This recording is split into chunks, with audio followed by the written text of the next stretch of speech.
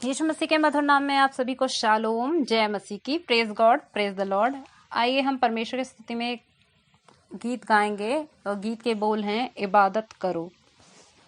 ए दुनिया के लोगों, ऊंची आवाज करो, गाओ खुशी के गीत, उसका गुणगान करो, इबादत करो उसकी, इबादत करो,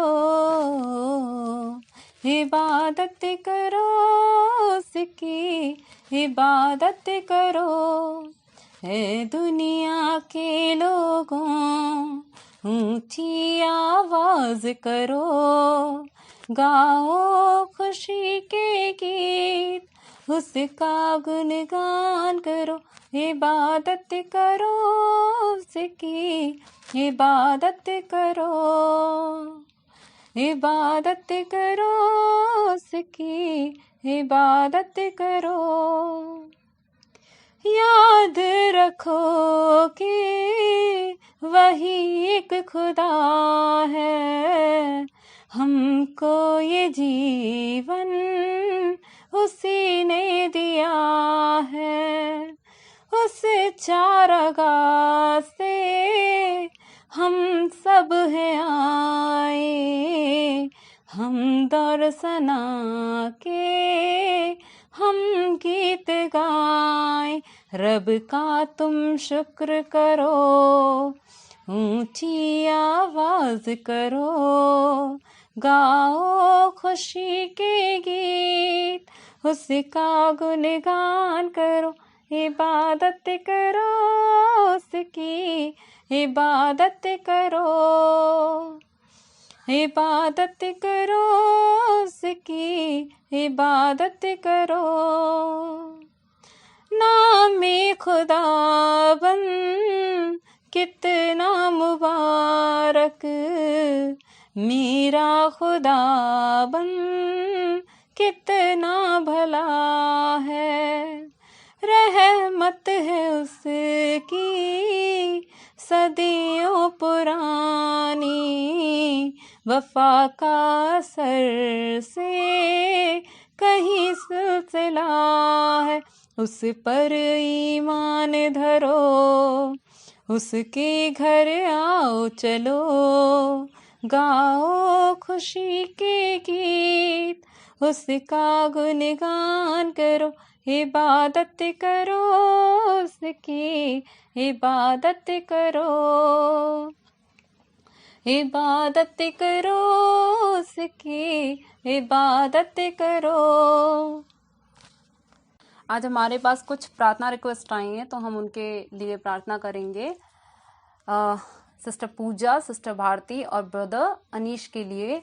सिस्टर पूजा के कुछ फिजिकल प्रॉब्लम हो रही है, कुछ अल्सर की प्रॉब्लम हो गई है, इंटरनली उनको हो गई है, तो उसके लिए हम प्रार्थना करते हैं। जीवित सामर्थी अनुग्रहकारी पिता परमेश्वर, बहन पूजा के शरीर में जो भी समस्या है पिता परमेश्वर आप बेहतर जानते हैं। पिता परमेश्वर उसे इसी वक्त चंगाई दीजिए, यीशु के महान पवित्र लहू से धो दीजिए पिता परमेश्वर, उसे पूरी तरह से चंगाई दीजिए पिता, ताकि वो आपके नाम को और बेहतर ऊंचे पे उठा सके पिता परमेश्वर। वो आपके कार्य में लगी हुई है पिता परमेश्वर। बहन आप उनके जीवन में कार्य करिए पिता परमेश्वर। बहन भारती के लिए भी हम प्रार्थना करते हैं पिता, वो एक हफ्ते से किसी समस्या से जूझ रही है पिता परमेश्वर, उनके जीवन में कार्य करिए ताकि वो पिता परमेश्वर पूर्ण चंगाई पाकर पिता परमेश्वर आपके काम को कर सके, आपके नाम को ऊंचा करने वाली हो सके। ऐसी प्रार्थना विनती करते हैं पिता परमेश्वर। भाई अनीश की नानी एक्सपायर हो गई हैं, वो इस दुनिया में नहीं रही पिता परमेश्वर। हम प्रार्थना करते हैं उनके पूरे परिवार के लिए कि उनके जीवन में शांति लाइए पिता परमेश्वर। पिता वो आपके नाम में आगे और बढ़ सकें, दृढ़ता के साथ आपके प्रेम में नज़दीकी में आ सके पिता परमेश्वर से प्रार्थना विनती करते हैं पिता। इस समय जो भी बहन भाई इस चैनल को देख रहे हैं पिता, सभी के जीवनों में आशीष लाएं, ऐसी प्रार्थना विनती करते हैं पिता। हम अपने मिशनरी, ये हमारी मिनिस्ट्री को आपके हाथ में देते हैं पिता परमेश्वर। पिता इसे पूरी तरह से पिता परमेश्वर अपनी आत्मा से भर दीजिए पिता, और हर एक कोने में अपने वचनों को हमारे द्वारा, इस चैनल के द्वारा जो आप आपकी इच्छा है पिता पहुंच सके पिता, लोगों के मनों में आपके प्यार को और बढ़ा सके पिता परमेश्वर, आपके नाम को जानने वाले हो सकें लोग, ज़्यादा से ज़्यादा दुनिया भर के लोग पिता परमेश्वर। ऐसी प्रार्थना विनती करते हैं पिता। मैं अपने पूरे परिवार को आपके हाथ में देती हूँ पिता, सभी के साथ पवित्र आत्मा की अगुवाई में बने रहें पिता, और पिता उन्हें सिखाएं, अपनी आत्मा में बढ़ाएं पिता। ऐसी प्रार्थना विनती करते हैं पिता। जिनों के मन में गलत भावनाएं हैं पिता परमेश्वर, वो दूर हो सकें, ऐसी प्रार्थना विनती करते हैं पिता। आप मनों को बदलने वाले पिता हैं, इसलिए हम प्रार्थना करते हैं विश्वास के साथ पिता कि आपने यीशु को भेजा था ताकि पिता दुनिया में लोग सच्चे प्यार को समझ सकें पिता परमेश्वर पिता। इसलिए पिता मैं प्रार्थना करती हूँ हर एक जन के जीवन में कार्य करिए। इस पैंडेमिक के समय में पिता परमेश्वर, महामारी के समय में लोग आपस में नहीं मिल पाते हैं, प्रार्थना नहीं कर पाते हैं पिता, चर्च नहीं जा पाते हैं, बहुत सी समस्याएं हैं उनके जीवनों में। जिस भी प्रकार की कमी घटी है पिता, वो सारी कमियां आप यीशु नासरी के नाम से इसी वक्त दूर कर दीजिए उनके जीवनों से। ऐसी प्रार्थना विनती करते हैं पिता। पिता आपका धन्यवाद देते हैं यीशु के महान पवित्र मीठे नाम में, विश्वास करते हैं कि मेरे मांगते ही आपने मुझे दिया है। आमीन। आज जो मैंने विषय लिया है वो है खोई हुई भेड़ का दृष्टांत, जो कि है लूका के 15 अध्याय के 1 से 7 पद तक। पहले पद में लिखा है, सब चुंगी लेने वाले और पापी उसके पास आया करते थे ताकि उसकी सुने। हम सबसे पहले जानेंगे चुंगी लेने वाले और पापियों के बारे में, उसके बाद हम जानेंगे कि क्यों वो उसकी सुनने आया करते थे।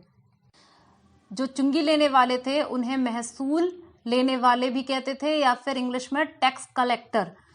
तो जो रोमी साम्राज्य के लोग कर वसूली के लिए ठेका दिया करते थे, ये ठेके ज्यादातर धनी विदेशी लोगों को दिए जाते थे जो स्थानीय लोगों को कर एकत्रित करने के लिए मजदूरी पर रखते थे। ये वसूली करने वाले लोगों से उससे अधिक धन वसूल करते थे जितना कि रोमी सत्ता वास्तविक रूप से मांग करती थी। आपने देखा यहाँ पर कि वो क्या करते थे, गैर कानूनी काम करते थे। जितना कर उन्हें लेना चाहिए उससे अधिक वो लेते थे। तो ये एक तरीके से पाप गिना गया। यीशु के समय में, यीशु के दिनों में अधिकतर यहूदी इन कर वसूली करने वालों से घृणा करते थे और विश्वासघातियों जैसा व्यवहार करते थे। तो जब वो उन्हें एक तरीके से घृणित काम समझ रहे हैं इसको, तो वो उन्हें विश्वासघातियों में उनको गिनते थे और उनके साथ वैसा ही व्यवहार करते थे। अब पापी वे जिन्होंने परमेश्वर तथा उसके नियमों के विरुद्ध विद्रोह किया था। यीशु के दिनों में लोग सामान्य तौर पर विश्वास करते थे कि उन्हीं लोगों के साथ बुरी बातें घटित होती थीं जो पापों से घिरे होते थे। यीशु कह रहा है कि सभी लोग पापी हैं तथा उन्हें परमेश्वर की ओर मुड़ने की आवश्यकता है। यहाँ पर यीशु मसीह का यही कहना है कि जो लोग पापी और जो चुंगी लेने वाले थे, ये सब क्या कहलाते थे, पापी कहलाते थे। और इन सब को परमेश्वर की ओर मुड़ने मतलब उनकी तरफ बढ़ने की आवश्यकता है। और भी हम जानेंगे, पापी उन्हें कहा जाता था जो मूसा की व्यवस्था के अनुसार अवज्ञा यानी कि आज्ञा का उल्लंघन करने वाले होते थे। यीशु यह दर्शाना चाहते थे कि परमेश्वर पापियों की कितनी सुधि लेता है तथा परमेश्वर के लोगों के समुदाय में उनका स्वागत करना चाहता था। यीशु का क्या मकसद था, वो धरती पर आए थे तो वो परमेश्वर से हमारा फिर से रिश्ता जोड़ने के लिए पापियों के लिए आए थे, और वो पापियों को और उन पापियों को उन विश्वासियों में मिलाना चाहता था और उनका स्वागत करना चाहता था जो कि पाप में पड़े हुए थे। जब वो परमेश्वर की ओर मुड़ेंगे तब। लेकिन तो इसी कारण जिन लोगों को यीशु मसीह की बातों पर विश्वास होता था, जो उसकी बातों पर चलना चाहते थे, जो उसकी बातें जिनकी समझ में आती थी, जो सच में पश्चाताप करते थे, तो ऐसे लोग जो कि पापी कहलाते थे, या फिर चुंगी लेने वाले लोग जो थे वो सब के सब यीशु की बात सुनने के लिए आया करते थे। आगे हम देखेंगे, पर फरीसी और शास्त्री कुड़कुड़ाकर कहने लगे, यह तो पापियों से मिलता है और उनके साथ खाता भी है। हम पहले जानेंगे शास्त्री और फरीसी कौन थे। फरीसी प्रार्थना करने तथा यहूदी पवित्र शास्त्र का अध्ययन करने के लिए घरों में मिलते थे। यानी कि ये लोग क्या करते थे कि घर घर जाकर परमेश्वर के जो वचन थे, जो व्यवस्था इन्हें मिली हुई थी, उसे सुनाया करते थे, जो कि मूसा द्वारा लिखी गई थी। मूसा की व्यवस्था के जो विशेषज्ञ थे वे व्यवस्थापक या शास्त्री कहलाते थे, जिन्होंने यहूदी धर्म ग्रंथ की पहली 5 पुस्तकों का अध्ययन किया हुआ था। वो पुस्तकें कौन सी थी? उत्पत्ति, निर्गमन, लेवी व्यवस्था, गिनती और व्यवस्था विवरण। ये 5 पुस्तकों का उन लोगों ने अध्ययन कर रखा था और इसी के प्रचार प्रसार के लिए ये लोग जाया करते थे घर घर। और जो व्यवस्थापक थे वे फरीसियों की तरह ही क्या करते थे? विश्वास करते थे कि एकमात्र परमेश्वर ही पाप क्षमा कर सकते हैं।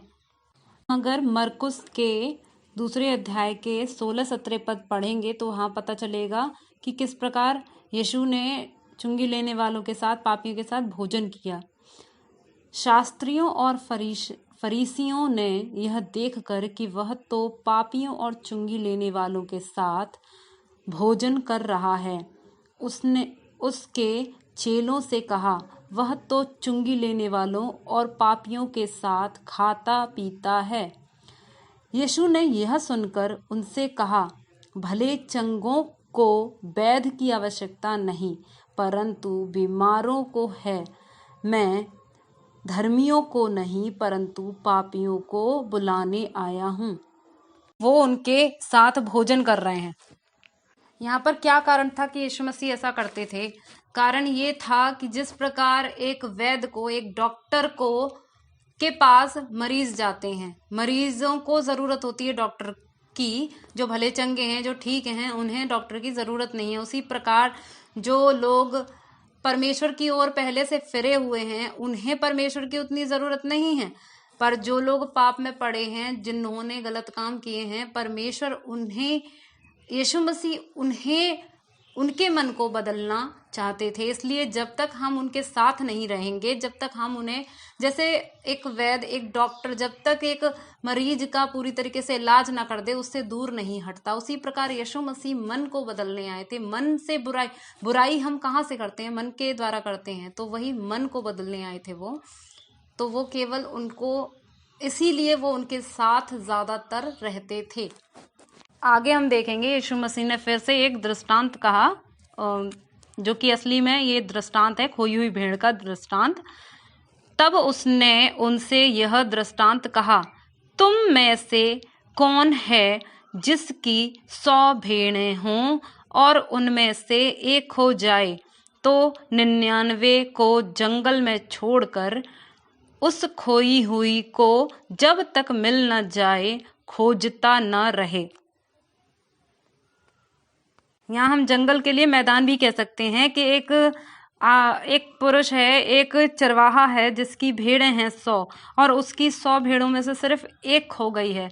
तो जो एक अच्छा चरवाहा है, हम जानेंगे अच्छा चरवाहा कहाँ। हम हेजकेल के 34 के 11, 12, 16 पद पढ़ेंगे तो हमें पता चलेगा कि अच्छा चरवाहा कौन है। क्योंकि परमेश्वर यहोवा यूँ कहता है, देखो मैं आप ही अपनी भेड़ बकरियों की सुधि लूँगा और उन्हें ढूंढूंगा।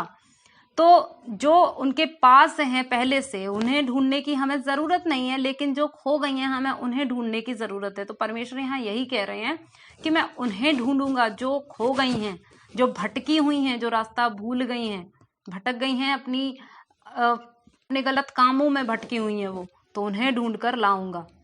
आगे, जैसे चरवाहा अपनी भेड़ बकरियों में से भटकी हुई को फिर से अपने झुंड में बटोरता है, वैसे ही मैं भी अपनी भेड़ बकरियों को बटोरूंगा। मैं उन्हें उन सब स्थानों से निकाल ले आऊंगा जहां जहां वे बादल और घोर अंधकार के दिन तितर बितर हो गई हूँ।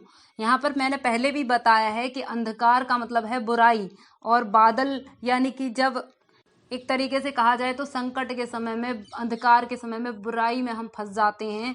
तो यहाँ भेड़ों का उदाहरण मनुष्यों को लेकर कहा गया है कि मनुष्य जिस प्रकार भटक जाते हैं, हम समस्या में पड़ के, हम बुराई में पड़ के, हम परमेश्वर से दूर चले जाते हैं, तो परमेश्वर उन्हीं को खोज रहे हैं, उन्हीं को ढूंढ रहे हैं। और आम तौर पर हम देखेंगे तो जो एक चरवाहा होता है, अगर अच्छा चरवाहा कहा जाए तो वो क्या करता है कि अपनी 99 जो उसकी भेड़ें हैं उन्हें छोड़ के वो उस एक को खोजने, उसको ढूंढने नहीं जाएगा, क्यों कहीं ये ना खो जाएं।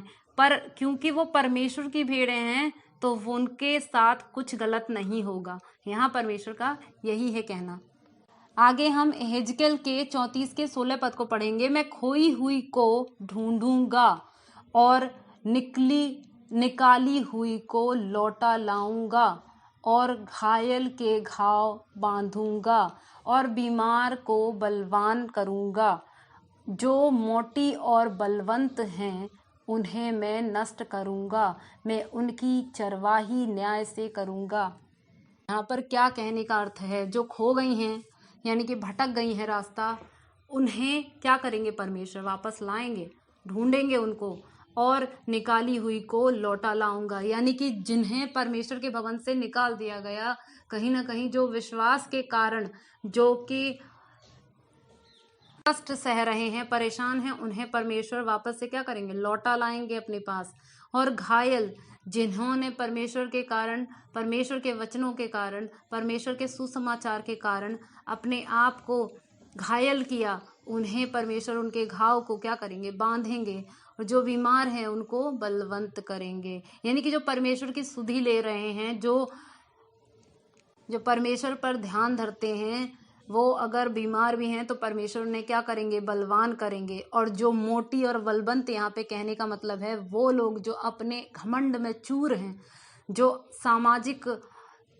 सामाजिक चीज़ों के कारण, सामाजिक धन दौलत के कारण, उनके रुपए पैसे घर बार के वजह से जो अपने आप को बड़ा बलवंत समझते हैं, मोटा यानी कि खुद को श्रेष्ठ समझते हैं, उन्हें परमेश्वर क्या करेंगे? नष्ट करेंगे। तो परमेश्वर जो न्याय करेंगे, उनकी चरवाही न्याय से वो हर एक भेड़ की करेंगे। आप लोगों ने एक तस्वीर देखी होगी, और जो कि है यहाँ पर लगी हुई है, जिसमें कि यीशु मसीह ने भेड़ को अपने कंधे पे उठा रखा है। ये वो भटकी हुई भेड़ है जो कि अपनी मनमानी से घूमती रहती है। एक चरवाहा क्या करता है कि जो भेड़ सबसे ज़्यादा परेशान करती है, वो उसके पैरों को तोड़ देता है। पैरों को पूरी तरीके से, मतलब तोड़ने का मतलब कि वो उस वक्त चल नहीं सकती, लेकिन जब उसके घाव जब तक भर नहीं जाते, वो चरवाहा उस भेड़ को अपने कंधे पर लेके घूमता है। कंधे पर लेकर घूमने से होता क्या है कि वो उसकी नज़दीकी में रहता है, वो अपने दर्द में, अपने परेशानियों में परमेश्वर के करीब है, उस चरवाहे के करीब है। और जब उस चरवाहे के करीब है तो उसका संबंध उससे सबसे ज़्यादा मजबूत हो जाता है। जो उन 99 भेड़ों का उससे संबंध नहीं है, वो उस एक से, उस चरवाहे का संबंध होता है। और जहाँ स्नेह प्यार होता है, धीरे धीरे जब वो घाव भर जाते हैं, जब वो फिर से चलने लायक हो जाता है, तो वो परमेश्वर को छोड़ के, चरवाहे को छोड़कर कहीं नहीं जाता, क्योंकि उसे पता होता है कि वो सुरक्षित है उसके साथ। इसी प्रकार परमेश्वर, यीशु मसीह, इस चित्र का यही मतलब है कि जब परमेश्वर हमें खोज रहे होते हैं, हम भटके हुए हैं, तो परमेश्वर कई बार हमें संकटों में, परेशानियों में, तकलीफ़ों में छोड़ते हैं। वो हमारी परवाह भी करते हैं कि वो जैसे ही उन तकलीफ़ों में, परेशानियों में होते हैं, जब हम परमेश्वर की सुधि, हम ध्यान करते हैं परमेश्वर का, जब हम परमेश्वर से प्रार्थना करते हैं, तो परमेश्वर हमारी सुनते हैं, और उस समय परमेश्वर हमारे साथ होते हैं, और परमेश्वर हमें उस समय को हमारे साथ रहकर उसे हमें पार करवाते हैं। और हम परमेश्वर की सबसे ज्यादा नजदीकी में उस वक्त होते हैं। परमेश्वर हमें एक तरह से अपनी गोद में लेकर घूम रहे होते हैं। बस हमें परमेश्वर से हर एक बात कहनी होती है। और क्यों, मैंने एक जगह आपको बताया था कि वो एक वेश्या थी जिसने ज्यादा पाप किया था, उसने ज्यादा प्यार किया। तो उसी तरह से ये जो भटकी हुई भेड़ थी, इसने ज्यादा तकलीफें, जब उसके पैरों में चोट लगी, जब वो चल नहीं पा रहा था, तब वो परमेश्वर की वो चरवाहे की नजदीकी में आया। और जब वो चरवाहे की नजदीकी में आया तो उसने जाना कि वो कितना भला है, कितना अच्छा है। उसी प्रकार जब हम परेशानियों से घिरे होते हैं तब हम परमेश्वर का ध्यान करते हैं, और जब परमेश्वर का हम ध्यान करते हैं परमेश्वर हमारी सुधि लेते हैं। और परमेश्वर कितने भले हैं, कितने अच्छे हैं, हमें ये तब पता चलता है। और वो उस भेड़ का संबंध जैसे उस चरवाहे के साथ बन जाता है आगे चलकर, वैसे ही हमारा संबंध हम परमेश्वर को अति प्रिय होते हैं। हम आगे के वचनों को पढ़ेंगे तो इस बात का स्पष्टीकरण हो जाएगा। 5 में लिखा है, और जब मिल जाती है तब वह बड़े आनंद से उसे कंधे पर उठा लेता है। यानी कि जब खो गई थी, खोने के बाद उसने उस समय को झेला जो कि उसने खोने के समय उसने झेला, यानी कि उस दर्द को, उस तकलीफ को, उस परेशानी को झेला। लेकिन जब वो उस तकलीफ से गुजर के जब वो परमेश्वर की नजदीकी में आ गई है तो वो क्या हुआ, उसे बहुत ही आनंद हुआ, परमेश्वर को आनंद हुआ। यहाँ पर चरवाहे की बात हो रही है तो चरवाहे को अब क्या हो रहा है, बहुत आनंद हो रहा है। और वो क्या कर रहा है, आनंद से उसे कंधे पर उठा लेता है और घर में आकर मित्रों और पड़ोसियों को इकट्ठा करके कहता है, मेरे साथ आनंद करो क्योंकि मेरी खोई हुई भेड़ मिल गई है। मैं तुमसे कहता हूँ कि इसी रीति से एक मन फिराने वाले पापी के विषय में भी स्वर्ग में इतना ही आनंद होगा जितना कि 99 ऐसे धर्मियों के विषय नहीं होता जिन्हें मन फिराने की आवश्यकता नहीं। यहाँ पर मित्रों और पड़ोसियों की बात करी गई है। तो स्वर्ग में जब आनंद मनाया जाएगा तो वहाँ स्वर्गदूत होंगे, हम परमेश्वर की उपस्थिति में होंगे और वहाँ पर आनंद मनाया जाएगा। इसी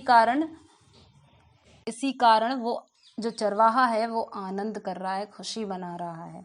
और इसी प्रकार परमेश्वर को भी आनंद होगा, खुशी मिलेगी जब कोई एक पापी अपने मन को फिराएगा, अपनी बुराइयों से फिर कर परमेश्वर की ओर बढ़ेगा।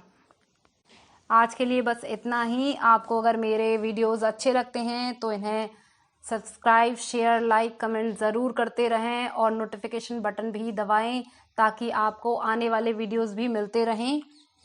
आपको परमेश्वर आशीष दें। जय मसीह की।